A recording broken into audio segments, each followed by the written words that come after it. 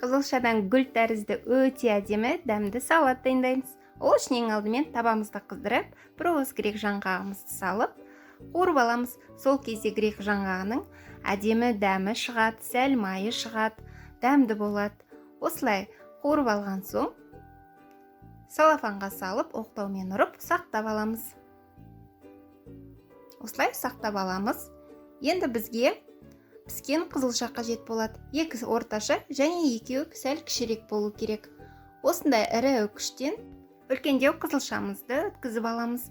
Және бір уыс кепкен жүзім қосамыз. Және ұсақталған грек жаңғақтан кішкенесін саламыз. 2 ас қасық майонез қосамыз. Қаймақ қоссаңыздар да болады. Жақсылап араластырамыз.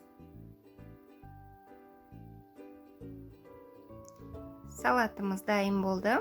Енді бетін әсемдегенге 2 кішірек қызылшамызды ортасынан бөліп, осылай жарты ай сияқты кесіп аламыз. Бәрін кесіп алдық. Енді ыдысымызға салатымызды саламыз. Бәрін жақсылап салып алған соң, осылай қызылшамен үстін гүл сияқты тізіп шығамыз. Сәл кіргіземіз. Кірмей жатқан жеріне осындай лопатканың көмегімен сәл ашып кіргіземіз.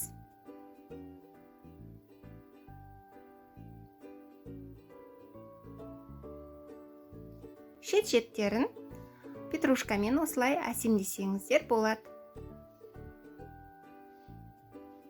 Салатымыз дайын болды. Дастарханда өте әдемі болып көрінеді. Осылай қалдырсаңыздар болады. Болмаса, бетіне ұсақталған грек жаңғағынан сеуіп шықсаңыздар болады.